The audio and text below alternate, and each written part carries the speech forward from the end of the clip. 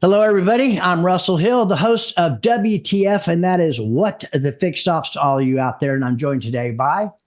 Hi, everybody. I'm Charity. I'm the co host here. And today we have John Ellis. He is the CEO of Agile Auto and does a lot of other things. So, John, why don't you tell us a little bit about yourself? Yeah, thanks. Hey, I'm glad to be here. I've been looking forward to this for quite some time. So, yeah, I do have a few companies.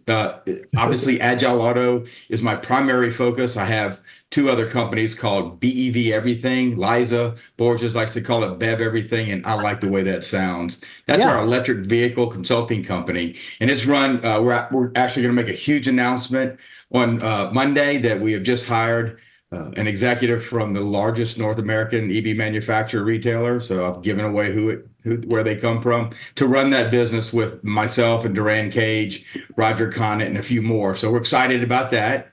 And then, of course, we have a company called the Automotive Advisor Team. And that is just a conglomerate of advisors who work together to help dealers win in this market using their secret sauce that tailors to the dealer's specific need. So pretty excited about that. And that funnels into an auto market update. Many of you may hear it on David Long's All Things Used Cars. I do it on the FixedOPS call as well on Monday morning. And that is something I've been doing for about 3 years. It brings in all the automotive and non-automotive KPIs for our dealers, puts it in a nice little report each week. We have it on autodealerinsights.com. Dealers can go there free of charge and read it every week. There's an audio version if you don't like to read. So have fun with that. It's only designed to help you navigate this volatile post-COVID market. Wow. Yeah, I know Roger and Duran, phenomenal guys. As a matter of fact, right before you got on, I was talking to Charity because about a year and a half, Charity, I guess 2 years ago, the first one was Digital Dealer. And then we also did workshops in the Dallas NADA. Mm-hmm. And it was about AI and EV and the future of fixed operations, et cetera. And I remember having conversations with her. I said, hey, and I just knew a little bit about you, but then I started to find out a lot about you. And I was just telling Charity, in this last week, you've been on about 5 hours of different shows that we were always on. So it's been an honor to get to know you and the reputation that you have. But we had a lot of different philosophies about a year and a half, maybe it was 2 years ago, on electric vehicles and all the different types there were. And it was counter to some of the things that you were talking about. And we even posted some stuff on LinkedIn and stuff like that. And I don't know if you ever saw any of those, but since then, Charity and I's opinion on electric vehicles has changed more in many areas, because now we have much more information than we had back then. And our opinions have changed about this market, what it's doing, although I still think it's pretty rough, but they're not going away. That's for darn sure. Right. So, I was just trying to, so let me ask you this. You founded many companies, but which is the one that's your primary focus right now, John? Yeah, so it's interesting. I'll answer that in two ways. Okay. The future is electric. Now, the adoption percentage of electric, we can argue, you'll have many different opinions about that. But eventually, we're going to get to where there's a nice, sizable adopted model for electric vehicles. So we wanted to be first in the industry to educate dealers with BEV Everything. That we're not a training company. We're not a content company. We are an operationally acumen-focused company. We help dealers, acquire, appraise, service, and sell EVs. Period. We do it on the floor. We do it in meetings. We do it on monthly calls. All right. And that's a very important company to me, which is why we spent the money to go out and find the best of the best in the industry to take that and run with it as the slow adoption takes place. My number one focus is Agile Auto. So Agile Auto is a dealer operational health platform, and it sits where no one else sits in the market. Now, I've had conversations with the industry leaders, Steve Greenfield, Robert Hollingshead, Cars Commerce, AccuTrades, specifically those leaders. We're not an IMS, we're not a DMS, we're not an appraisal tool. We literally just analyze dealer operational KPIs, both market influenced and dealer influenced KPIs, and give them a health score on how they're performing operationally so that they can either step on the accelerator, get back into cruise control and fix some things that need fixing, or really take a look at whether they're being too risk averse and have opportunity to take market share, and they're just too scared to do that. So what that looks like for them, and it's a single score. Now, inside of the score is a huge dashboard with tons of KPIs where dealers can ask themselves questions, and it highlights. But the reason for that project and why I'm so excited about it is, one, first, we're first to market. Second is we're getting unbelievable feedback from companies like LotLinks and, again, Cars Commerce, VenQ, many others that love what we're doing and want to partner with us. So we know we're onto something here. We're in the middle of a dealer pilot right now where we have some large dealer groups using it that are saying, oh, wow, you mean I can find everything I need right here to see if I'm in trouble, or if I'm okay, or if I'm just in cruise control and not taking advantage of opportunistic situations, and then go and do what I do best, is run my business. So we're starting to get that feedback. So we're really excited about it. That's my number one focus. April 1 is when we will actually kind of turn the switch on. Wow. Right now we've got so many rooftops on right now that are seeing some success, and that's what we were hoping for. So really excited, and I hope that answers your question. Long-tailed answer. There's a lot of them. So is it different? The way you set it up, is it individual based upon the market, the size, the manufacturer? Can you elaborate on any of that? Yeah. So all of the operational KPIs are really specific to the dealer and the market. So we analyze that. We do an interview before we set the program up for that rooftop to understand that dealer specifically. Once we have all the settings behind the scenes set, then we go ahead and execute on the dealer expectations based on the settings for the nameplate, the market. They may think they're a turn dealer, and really they're a profit dealer, right? So what we try to do is let them set the stage on what they think they are and who they want to be, and then turn the mirror around. Wow. It's not really who you think you are, but this is how you can get to what you want to be. But you're doing pretty darn well where you are. So maybe you don't want to be that, or maybe you want to be a combination of both. So it's a truth teller, we like to call it, right? And dealers seem to, most of the dealers that wanted to pilot with us are the ones that said, I want to grow, but I don't know how to grow without getting in trouble, or I don't really know how well I'm doing. I think I'm doing great. I don't really know. I mean, I can look at a P&L, but a P&L only tells me the end results. It doesn't tell me the day-to-day operational acumens are all in check. So those are our kind of the secret sauces in the KPIs we use. We've been building them for a couple of years. But as an educated financial economist, so I have an advanced degree in international trade and finance. So I study money, dollar value, inflation, all that. KPIs like that are mixed into the dealer success model, because appreciable markets behave different than depreciating markets, and Absolutely. and inflationary markets against others. So we measure and benchmark a lot of that with the dealer, so they know how to be successful. Maybe they are successful, but the market's not the market they're playing in. They're playing in the wrong market. So it's really fun. It's a lot of fun to work with the dealers. This is an enterprise level software. So the big groups will have regional views, and then the corporate entities will have group views. So you can benchmark and compare stores.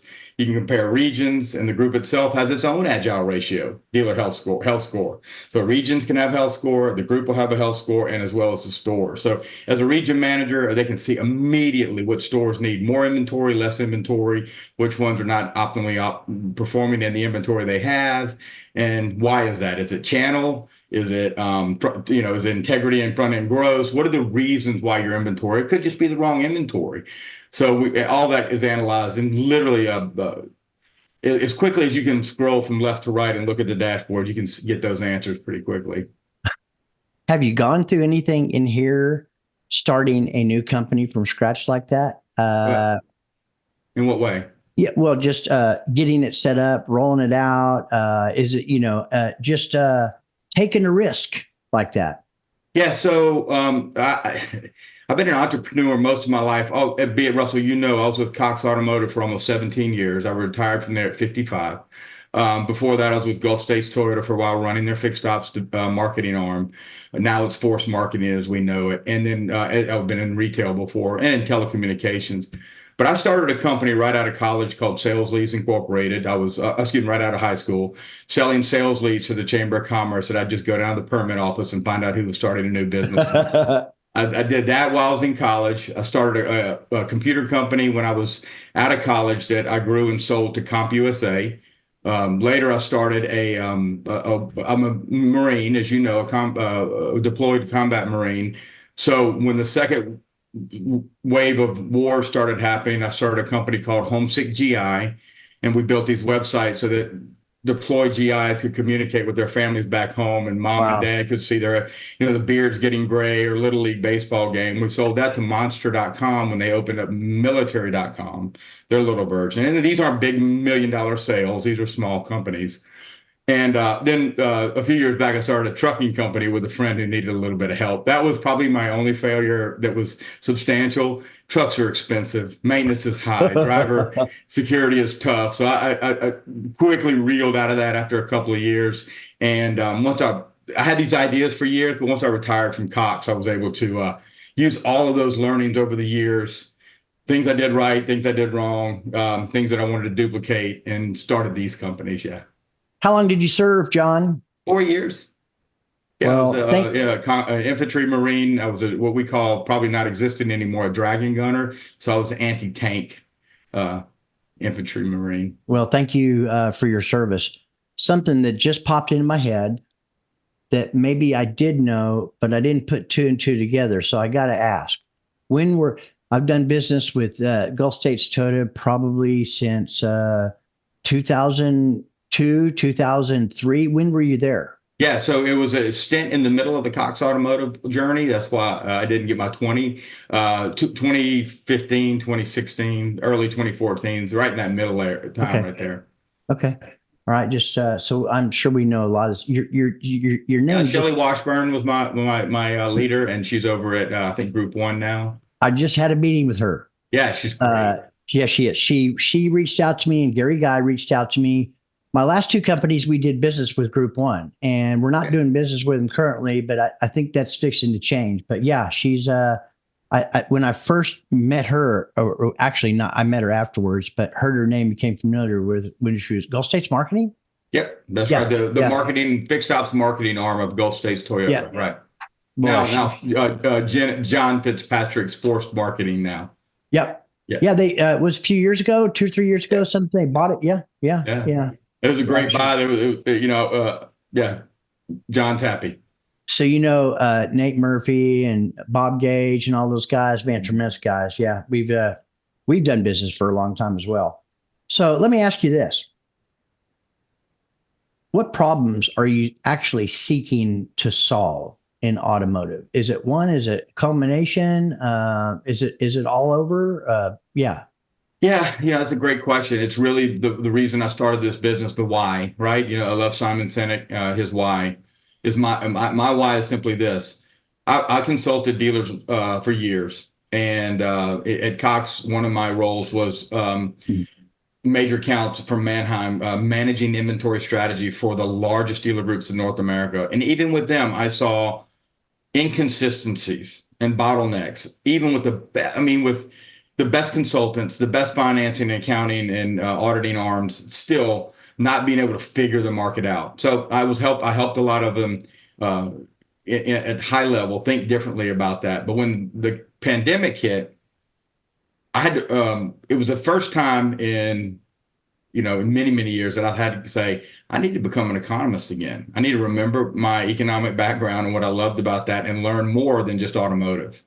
So I started digging into all the economic indicators, both domestic and internationally, and what we could expect the pandemic to do to us as an industry, but also as just a market, a financial market in general. And I used a lot of that learning. Of course, I reached out to the brightest minds. I have connections all over the world in economics to benchmark some things I was reading and thinking were true. And over time, I started getting credible information that was actually revealing itself to be true. Let me give you an example. Early during the pandemic, probably in late 2020, the best and brightest industry magazines and publications said we're about to see the used car bubble burst. Now, as an automotive KPI entity, you would think, yeah, that's right. Makes sense. Dealers, I would panic, start selling off inventory. Yep. We knew that was completely false. A couple of reasons why. One is the manufacturing shutdown, right, which we know now has been devastating for used cars. The second thing was that dealers, the traditional automotive market was not the only people in need of cars. And dealers were starting to compete with other fleet and commercial organizations like they never had before. Now, dealers knew that, and even the industry publications, I would name them, but I don't want to, knew that, but they didn't think it through.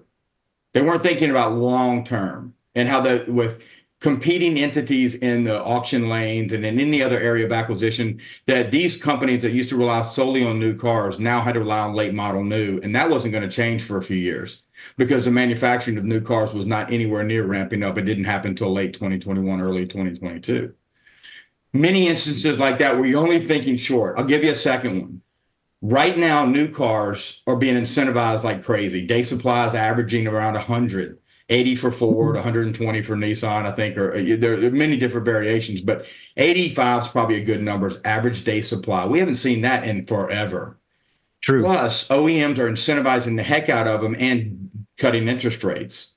So as a traditional automotive dealer, you would think, Katie, bar the door. It's time to go. New cars are going to fly off the shelf. Didn't happen in January. A little bit of uptick in February. Here's why. They weren't taking into, as an automotive dealer who's been in the business for 20 years, I'm not thinking of affordability, inflation, soft landing, or long-term interest rates and consumers' ability to pay, no matter what the new car note is, an average $800 a month note. It's just, we're not there today. So you see how they compete against each other. This sounds true until I bring this in. This is what I've known for 20 years. When the OEMs do this and supply is high, man, I'm ready. I'm pushing the used car away. I'm living here. Can't do it. And here's why. We forecasted it and saw it and protected our franchise clients from making those mistakes, right? And even Cox Automotive has forecasted a year-over-year flat growth in new car. How can that be? Interest rates, incentives, day supply, because of affordability, because of inflation. And so those things are happening. So when I saw that during the pandemic, and I worked with some of the premier groups, I can name them all, but I want to be careful not to, but you would know them all. I came up with the thought process that how can I help dealers have a single view of automotive and non-automotive to say I'm protected. I wanted to build a pathway for them to throw the bowling ball as hard as they wanted to down the bowling alley with bumpers on the rails. And our software put bumpers on the rails. We don't solve the problems for them tactically. Your IMSs, your DMSs, your third parties, all those, your consultants, they solve the problem. We're a general practitioner. We're going to tell you your weight, height, blood pressure. We're going to tell you if you give us urine or blood sample, the general things. But if there's a problem, we're going to send you to a specialist, right? And we point them to where the problem is, and they know where to go. If there's no problem, we're going to tell you, go run the marathon. Quit jogging, go run. You're in great shape. Pick up the pace. You're doing well. And dealers right now are risk averse, so they're not really taking those chances. But if they can, why not? And some are sitting on the couch because they're like, look, I'm good. Everything's fine. I'm not in any trouble. But they're really losing a lot of market share because they're optimally performed. Everything looks good. But an example with that would be, I talk to them all the time, new car dealers that have 99% sustainability rates. 1% of the time they go get an external car. And that's great. I mean, we want that. But how about pushing yourself a little bit, going to 95 or 90%? You are optimally performed internally. So instead of selling 200 used cars, how about we go 240? Well, how do I do that? I mean, I'm pretty stable right here and everything's internal. Right. So push on the accelerator. And when our health score says you push too hard, we'll bring you back. But now you're sitting at 240 a month, not 200 a month. You say, and those are the things that we help dealers do. Really think through, how do I grow, stay risk averse? And if I'm not ready to grow, where do I focus so that I can get ready to grow and go? And if we can help dealers do that, then they can survive any market, post-COVID, pre-COVID, we don't care. And that was the big why behind all of this. Yeah, I see the guardrail. Your analogy, the way you explained it was great. When I show up to David's room on Monday, I got to make sure I get there one of the first few people in there, because you end up coming on right away. And I mean, I'm telling you, I talked a lot. It's like, oh, they can't wait to hear what you got to say this week, because you always started off. And I got to tell you, you're an intense guy. You're very driven, passionate about what you're doing. People know it. And I'm sure I know a lot. Well, Brian Kramer, for one. The guy's he's extremely talented, amazing guy. And I love the back and forth with him and David. It's always fun. Yeah, it's fun. Yeah. That's great. Charity, do you have a question? I do. I have a couple of economics questions for you that kind of go along the lines of what you're just talking about. Okay. So we're coming up on tax season, which is my favorite time of the year. And it's been 2 years removed from the height of the pandemic. And you've said the automotive market has never been more volatile. And I don't know if that's different or the same from what you just mentioned, but if you want to elaborate on it. Yeah, I write a lot about tax season during tax season, but comparing prior years as well, because we want to know what's different. Is it going to be different? How do I prepare?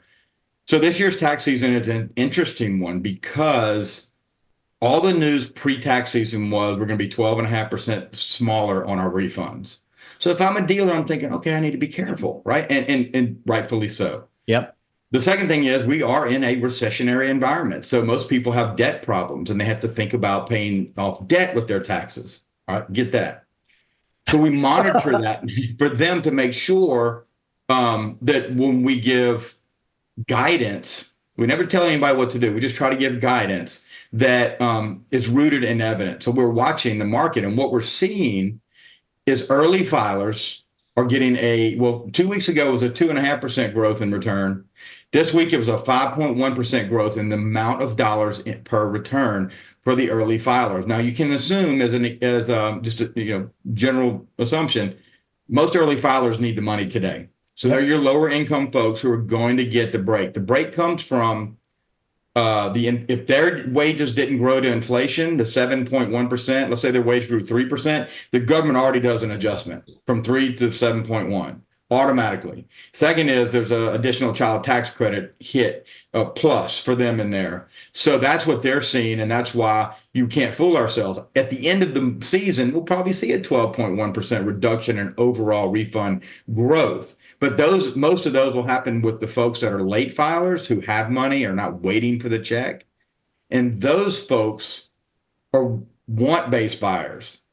The needs-based buyers that are seeing the check go a little bit higher than they expected and getting them early probably have aged inventory in the market and need a vehicle. Like my transmission's about to go out or what have you. And those are the ones that dealers need to rely on for the tax season. But there's a price point there that you have to hit. And the biggest mistake dealers are making is acquiring cars that are too expensive. They are. That buyer. So what we've been preaching about, and Russell, you've heard it, needs-based buyer first half, want-based buyer second half. Well, why? Because we're still in an inflationary market, John. But if the interest rates pull back, even if it's later, and the OEMs continue to incentivize because day supply is ticking up, those people that have a late model used vehicle that can afford a new one, it's just going to be too sweet. Sometime in August, September, October, not to buy. Then we're going to get our used car supply back to dealers through trades. So I actually think, based on everything we said, that this could be one of our best years coming out of COVID. But you have to play it right. If dealers acquire inventory incorrectly, and our software teaches them how to acquire it correctly to market, then they're going to age out of expensive inventory in this first half and have to dump it in the middle of the year, have lost a little bit of money, and then they're not going to be optimally set to take advantage of that second half. So I hope that answers your question, but that's what we're thinking about every day. Yeah, it does. And it brings me to my next one. We're in an inflationary environment. So what would your guess be on sort of the next global hurdle that we'll see in automotive? It sounds like the end of the year might be a little better, but do you forecast anything coming out that, to watch for?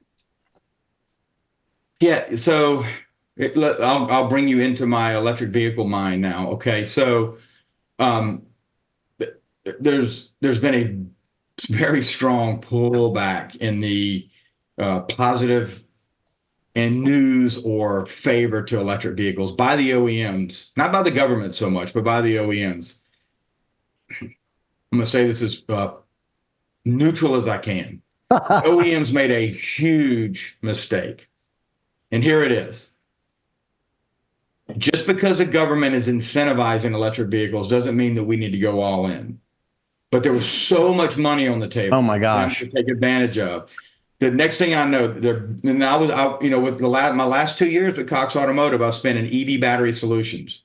I led business development for the North America's largest EV battery recycler and manufacturer. We recycled 12.5 metric tons of black mass a year. We did a tremendous amount. And because of that, I learned a lot about the industry and the OEMs, and I got to talk to the leading OEMs. What are they thinking? What are they doing? And they dove in the deep end without a life vest because the money pot was so good. So they're pulling back on all that because they can't be Tesla. Tesla built manufacturing facilities for electric vehicles. Yep. OEMs are trying to convert manufacturing facilities for electric vehicles. Big difference. Too expensive. Way too expensive. So if they the biggest hurdle I see is how do they balance the mistakes that they've made and the leverage that they have put on dealers to clean up that mess. Here's a ton of electric vehicles. Go sell them. Oh, by the way, you can't make any money off of them because we're underwater too.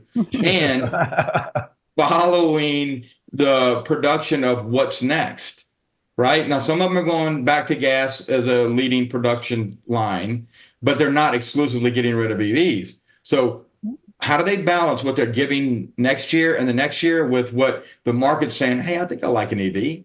I think I want to try that. Hey, the infrastructure is getting a little better, and dealers are going to be stuck in the middle. So here's our advice to dealers. It's simply this. Get ready for electric vehicles now. They could be a 0.0001% of your P&L. I don't care. Just like Liza Borges says at CMA, whatever the powertrain is, we're going to be the best at it to sell it. That's right. And that's our mission at Bev Everything, is to teach dealers to be prepared now for whatever comes. It could be gas. Let's say you have 10 people a month that come in for EV and you sell only one.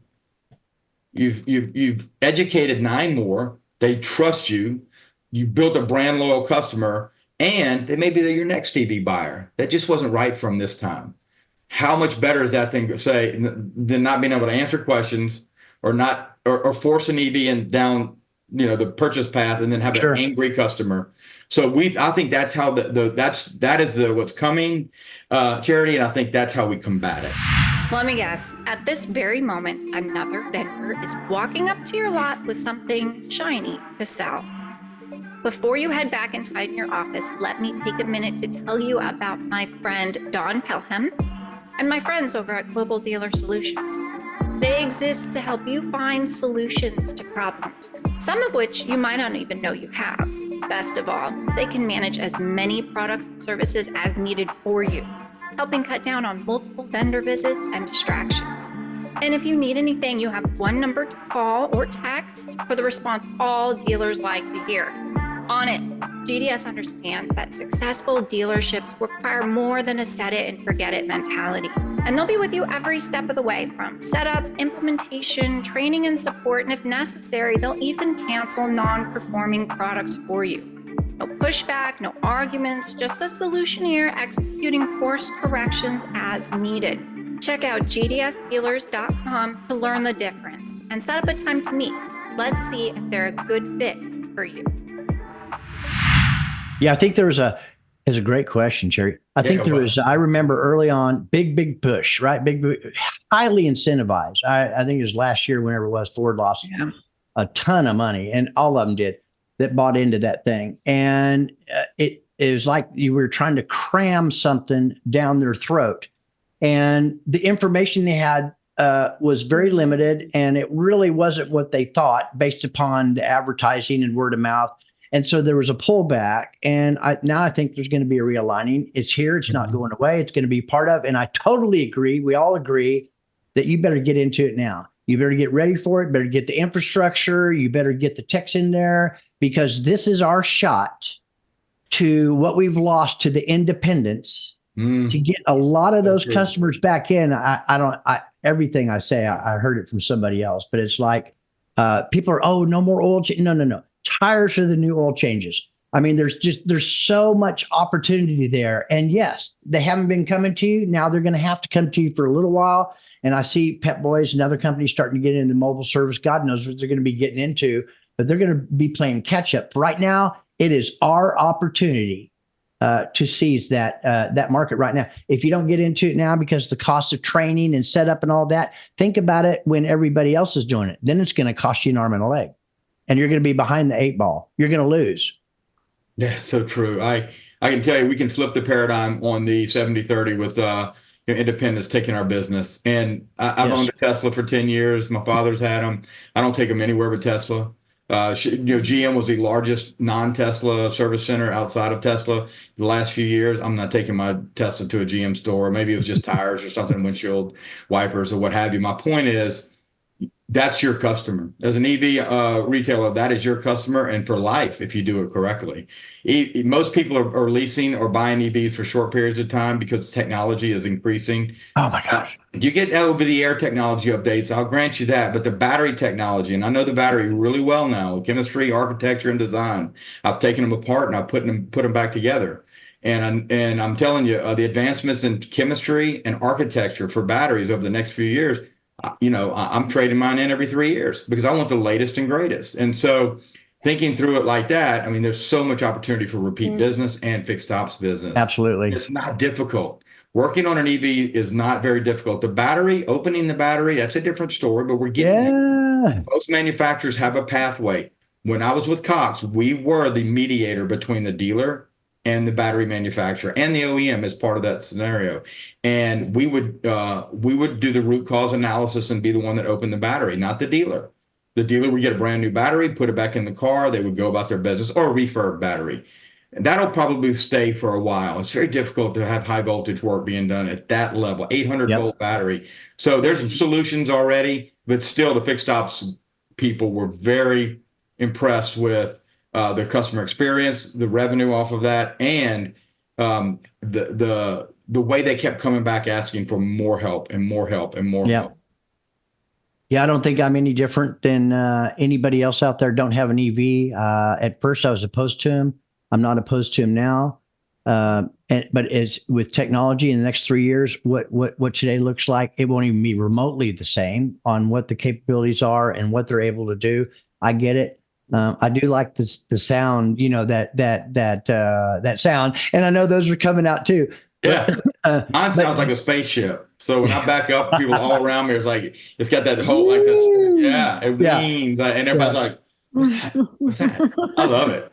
All right, great. We could spend like 2 hours on that. It's fascinating, and I consume stuff every single day and try to keep relevant up at that with AI and all the other things out there, because I really believe that if we do that every day, in the next year, the people that are researching and reading and staying in touch with, and people that are positive about it, that you're going to be in the 5% of the population that understand things that the other 95% doesn't. Well said. Charity, you started that off. How about another one? I did. Well, let's see. What is something that is operationally profitable to do during the pandemic that dealers can't or shouldn't do anymore? Wow. And this could come from your economics perspective, That's a great question. It is. See what I told you about Charity? Yeah. I mean, she does some digging, let me tell you. Yeah. You have a great LinkedIn profile, by the way. Oh, thank you. Thank you. There's so many. I'll pick one. We're a fixed ops call, and I'll start there. During the pandemic, we were able to get very comfortable and disengaged with how much time and money it took to bring a car to frontline. And so much so that both sides of the house stayed profitable and loved each other. We're not in that environment anymore. And so the biggest problem I see is finding a balance. Now, the best way that we've ever found a balance with the type of inventory that we need today versus the type we need tomorrow requires different reconditioning, different pack, different, just different fees, seal coats and those kind of things. We can't be blanketed. This is our policy and this is the way we're going to do it. It worked during the pandemic. It didn't matter if it was a $20,000 or an $80,000 car. Everything got the same and everybody made money. So what we're helping our dealers figure out now is, how can I yin and yang between variable and fixed and make everybody happy? Rising tides raises all the boats. Boom. Absolutely. And that's what we're doing. And Charity, that's probably the biggest challenge. We do consulting on the side with the software that we have. If dealers want extra consulting, we have performance managers at part of the software, but the deeper consulting, we'll bring the service director, the general manager, and if it's a group, the variable and fixed operations leaders into a call together with the used car manager and say, hey, let's look at the numbers. How can we make this vehicle type, make, model, trim, price, and segment more affordable and profitable to the variable? And then there's more meat on this bone. How can we help the fixed here? And at the end of the month, everybody's made more money. That's right. Instead of what we're seeing is I'm buying these cars at a certain cost to market. I get them in here, and it's the only thing I can sell. And I'm getting in here, and then by the time I get to retail, I'm well over 100% price to market. As a used person, that's death. You're not making any front end gross. You're aging out trying to make a single dollar. Oh my gosh! Yeah. Everything's on the back. Now look, we're not in a front end gross market. You'll hear us all talk about departmental gross. Variable departmental gross is where you make your money. Markets determine front end gross. Dealers' operations determine departmental gross. You can't change inflation. You can't change interest rate. You can't change the value of the dollar as a dealer. You can't change the amount of money people have in their pockets. That's more front end gross. Getting the deal done based on market dynamics sometimes crushes front end gross. But you can do departmental gross. The problem is all your gross is gone if there's too much in the back on a car that just doesn't have any. So work the yin and yang, and the whole dealership wins. And we've seen a lot of success. It takes about 3 to 6 months to get a dealer who doesn't do it that way to see that it really does work, and then everybody come on board. Well, that's the future. Yes, sir. I mean, and that's part of what your software does. It's like some of these rooms I'm in, sometimes I get really engaged, and other times I just listen to people. And the other day there was a comment made, and they're complaining, about the shortage, or complaining about leadership, complaining about, training on the front end and back, all the above. And I have a 1950s training manual from Ford. Yeah, you said that before, yeah. Yeah, and it's the same as it is today. So it's like, guys, okay, look, 95% of the population gets their information from the same 95% of the population that has what they have or less than what they have, and they wonder why they don't have anymore. So I like to stay in those rooms because there's some real people that are offering some, great information, such as yourself, okay, and all the things that you say that get you thinking, get you excited, get you motivated, maybe tapping into the why and getting after it. But these people that are complaining about the same old thing, they just don't understand their why yet or something. And I know a lot of us try to get them to drink the water. I was like that for a long time before I finally woke up and saw the truth and started surrounding myself with people that had a lot more than I had. And I started tapping into them instead of listening to people that had what I had, because they weren't getting anything, I mean, it's a credit. That's how people think of you, John. Oh, well, thank you. Yeah. Well, for me, it's finding something you love that helps other people. Yep. So I love what I do, and it has an impact. So that's passion and purpose. And well, I love these rails that you're talking about. Powerful. Yeah. Exciting. Yeah, it is. Charity, man, I tell you what, we don't ever get through all the questions. So she does this research, and then she distributes them to me. I'm looking at them and going, oh my God. Yeah. And we jump around too. Yeah, so we do. It's hard to follow along sometimes, and some of them we kind of touch on a little bit, but not all the way. This one, I love economics and finance. And I kind of wonder how that overlaps for you, having your economics brain, your sales, your automotive brain, your entrepreneur brain, like with all these overlapping, and they can be really complicated topics. How do you help people understand, especially dealers? How do you help them understand sort of where these things overlap when it may not be something that they research extensively every day or really even understand? Yeah, it's a great question. It's another good one, because it's a caution for me. I years ago asked a good friend of mine. He was the CFO of Royal Automotive Group, and he's a mentor of mine. He's helped me along the way. Steve Lace, you guys may know Steve. He's an amazing man. I asked him one time, I said, why do people pay me for what I talk about? It doesn't seem important. It doesn't seem hard. And he's like, John, people have certain skill sets and acumens, and then they think everybody knows it.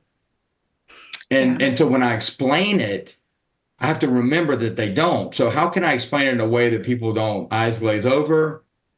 But more importantly for me, I think I mentioned the passion and purpose. I want them to be able to take it and do something with it.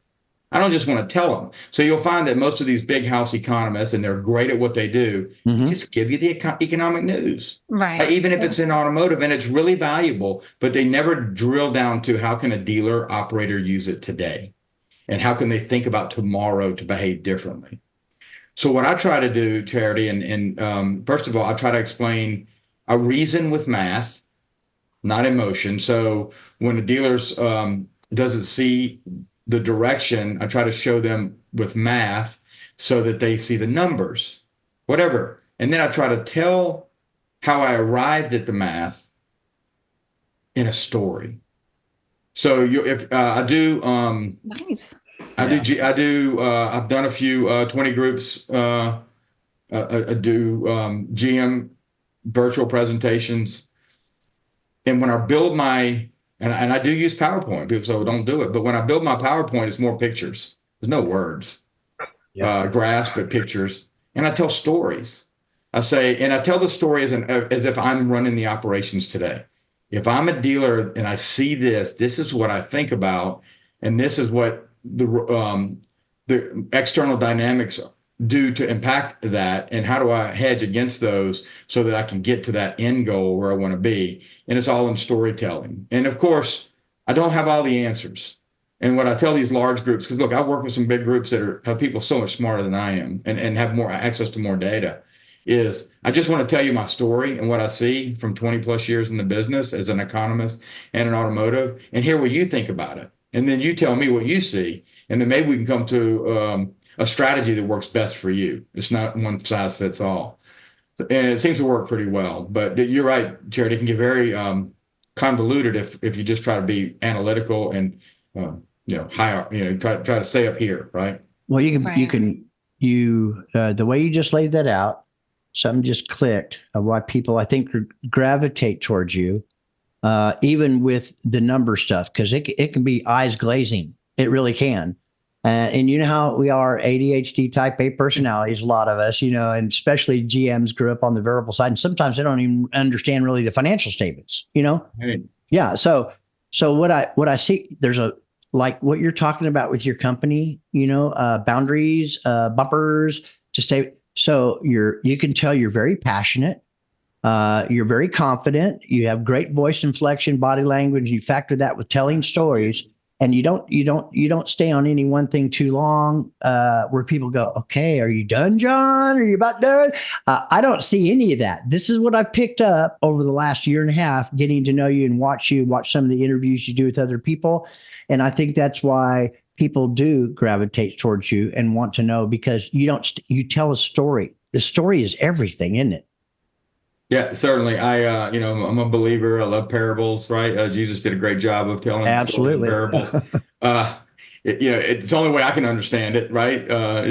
It's above my head, but the stories are very revealing. But certainly, I was fortunate enough with Cox Automotive to be put through the NADA Cox Automotive Dealer Academy. So I learned P&L. I went then as an operator. When my day, I was just in the set variable side. I didn't have access to P&L. So over the years, I've audited P&Ls and I've accessed it. And I really do understand what you're saying, is that the numbers can get muddy, even for the owners and operators. And what I want to do is tie everything back to the P&L. So that's where they win. And you don't do that by getting over analytical. Nope. You get over analytical, you lose them. So I want to tell stories about how we operate and what to be mindful of that will impact the P&L, and what area of the P&L it'll impact. They can do the rest. They have smart people to analyze the P&L. They don't need me for that. And if I keep the P&L in mind, which is the owner, the number one, focus point on how the business is run, I think the stories make sense.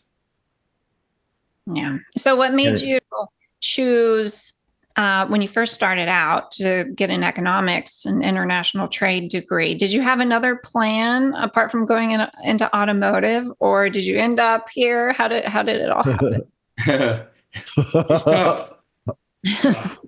So I failed out of college, out of high school in the early 80s. And First year, I didn't do well. My parents moved away. I was on my own right out of high school, so I was free as a bird.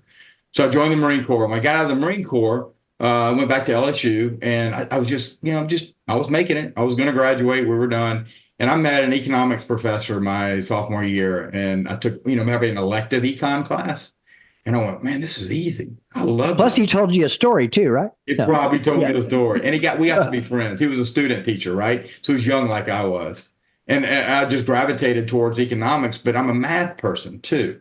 So I don't just like theory, right? I wanted it to make sense down to the math. So there was a 5-year degree program called International Trade and Finance, which had 1 extra year of international study. So you had to go and study a company and bring it back to the U.S. And I chose it, and I was zipped through it in record time with great grades, only because I had my eyes closed. I loved it so much. It wasn't effort, right? It was effortless. And honestly, I wanted to help the governments learn how to trade with other countries. My specialty was in barriers to trade. But a lot of those. You need a PhD to get in one of the big houses. I'm glad I didn't. I love where I am today. But I got married. We got pregnant. I didn't go get my PhD, and we went to work in sales. So I started in tech, right? I started in tech and moved into telecom. And in 2003, I was relocated from Houston to where I live today and had to restart my career. And that's when I joined autotrader.com, right? And the rest is history. Fell in love with automotive. It can get you.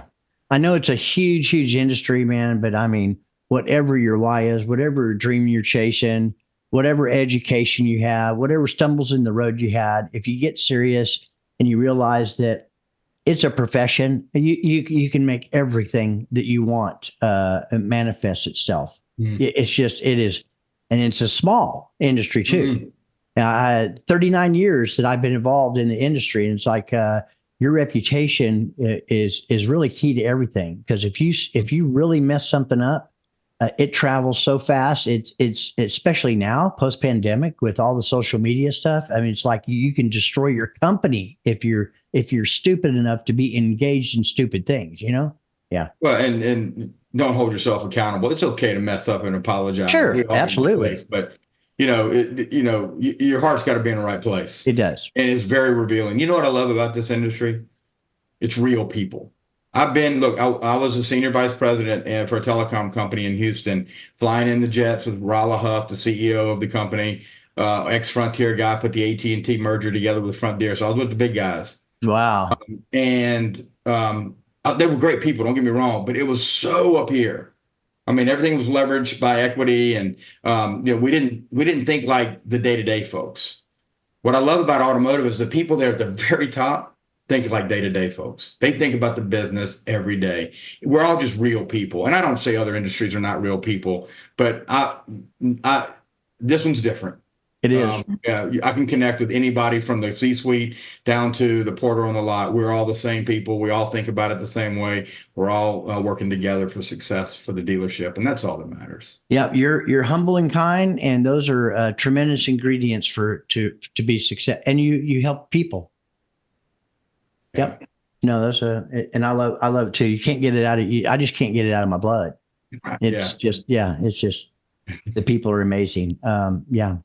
That's the best way I've heard it explained, I think, so far, because we hear it a lot, reflections on the industry. And I think that's the best explanation I've heard so far. But it probably also helps you a lot your history as being a Marine, right? How do you incorporate those characteristics that you've learned there into your automotive life now? Yeah, I posted about this today. It's a great one. That's probably where I got the question. Yeah. The Marine Corps taught me a lot. The biggest thing the Marine Corps taught me is I can overcome any adversity with consistency and the right mindset. Because, as a Marine, your life expectancy is 2.2 seconds in combat. So you're frontline and you're not expected to live very long. Now, many do, but my point is you don't train to be a Marine to live. You train to be a Marine to overcome and win and adapt. But most likely, if you're in hand-to-hand combat in a big war, Your job is to clear the path for the people behind you, right? Right. So when you train people into that mindset, nothing's too much, right? Too much has already been explained, right? Too much is True. and I'm not saying that you have to be trained that way, but it's an advantage, I guess, if you're a young man and you're taught that nothing's too much for you to achieve and overcome, even death. And so when I think about the markets and the struggles, and it doesn't scare me, I just go try to find out how to win. And some of it's traditional, some of it's not. Some I don't know, and I have to bring great people in that are smarter than me to help me figure it out. But I think my wife will tell you, I don't finish until I win. I don't finish until I can help overcome the obstacle, right? I'm not the best at what I do, and I don't win every game and every time. But if I trip and fall, I'm going to get back up and go find why I tripped and fall and fix it. And I think that comes out in how I consult and in the software I'm building. It's like, this is not too big for us. We'll figure it out and we'll win. Even if it looks like, think about it. We shut down the world for 2 years. During the time we did that, I was consulting with Cochrane, and Pennsylvania was shut down. And some of the biggest industry leaders in the market were saying, sell off all your inventory, let go of all your people. You can't sell a single car if you want to survive. And we said, no. What is the next 3 months going to look like? What's the government indicating they're going to do? How long is this going to happen? And if we did what we're being told to do, what would we have to do the day the market opened to go back to business? And how much would that cost us? Oh my gosh. Once we did all of that analysis, they said, oh, okay, John, this is our path. You've convinced us that this is where we need to go. And let me just tell you, when the market opened back up and those that did what the industry brightest told them to do had played catch up for a year. Cochrane, I hope they're okay with me using their name. They're some of my best friends, Denny Patton, who's now the president of Cochrane. Congratulations, Denny, if you're watching this. He's one of my best friends. It was a success story. And look, there was some risk in there, but calculated risk. Yep. We didn't guess. Yep. No, that's you. That reminds me, I got to build a relationship, not a real close one, but I got to spend time with Zig Ziglar for a while. Phenomenal. And there's something to be said about the way you operate. Another observation I see, if you help enough other people get what they want, you're going to get what you want. That's part of your winning strategy, because I see you doing that. That's exactly what you're doing with Agile Auto right now. It was the whole purpose. It was our purpose. Our purpose was, okay, the team that we have that want to help dealers so much, we can't be everywhere. We can't scale. So how can we take the things that we know are important to pay attention to and scale them? And software was the only way to do it. Only way. Yeah. So that's what we did. And so April 1st, huh? Yeah, we have a few groups on now with multiple rooftops testing our enterprise dashboard. Everything seems to be working great. So thank God for that. They're seeing some success. We want to pressure test it before we take it to market, and it's doing really well. So I'm excited. April 1st, May 1st, maybe at the latest, but everything's been on track. As my good friend and mentor, Robert Hollingshead, Bob, we call him, Hollingshead says, ex-Vietnam Marine, by the way. So we're Marine brothers. Twice as long and twice as much money, but you'll get there, right? And very encouraging for me, and we've been very blessed to have him as a mentor and a guide. That's wonderful. Yeah, you are that. A lot of us have to learn. We all have our moments where we learn things. And mine was to quit listening to people that said, you can't do that. I tried that. That won't work, because I used to listen to them, and I stopped listening to them, and they're still saying the same thing. And they're so unhappy. It's not even funny. Yeah, what you said a minute ago, you surround yourself with people that are doing and are successful. That's right. And have a heart for service, right? Service leadership is one of my favorite. Very important. Yep. Lead like Jesus. Yeah, absolutely. If there's one thing you'd like people to take away from our show today, what would it be? And take that opportunity to, you have the floor for a few minutes. Yep. Sure. Yeah. So the biggest thing I think that we learned during COVID, but we're bumping again, right? It's bumpy ride. Is that we're going to make it through. All we have to do is work together, find the right indicators, KPIs, the things that are key to our success, focus on them, let the other noise go away, and get operationally effective and efficient. And it doesn't matter what the market does. It doesn't matter who the next person in office is. I hear, oh, we know Trump's going to come in and kill electric vehicles. Look, I mean, I've got persuasions in both of those areas. I won't mention them here, but the point is, I mean, we're still going to win. Whatever happens, whoever's in the office and whatever happens, we have the ability to be successful. And that's what I hope people are hearing from here today is our goal is to give our clients all the tools necessary to weather any storm. Now, if you want to reach out to us, it's www.agileautoinc.com. We have places to talk there. The automotiveadvisorteam.com is where you can find the newsletter free of charge, or Auto Dealer Insights, and then beveverything.com. This is your opportunity to find out, get next to him, find out what he's doing, what rooms he's in, because he's in a lot of different Zoom rooms or Clubhouse or podcasts, etc., like this one. John, thank you so much. CEO, Agile Auto, another successful over-the-top episode of WTF, and that's What the FixedOPS to all of you out there. Like him, love him, share him when it hits. Just get the word out, and thank you all for tuning in today. Yeah. Thank you, John.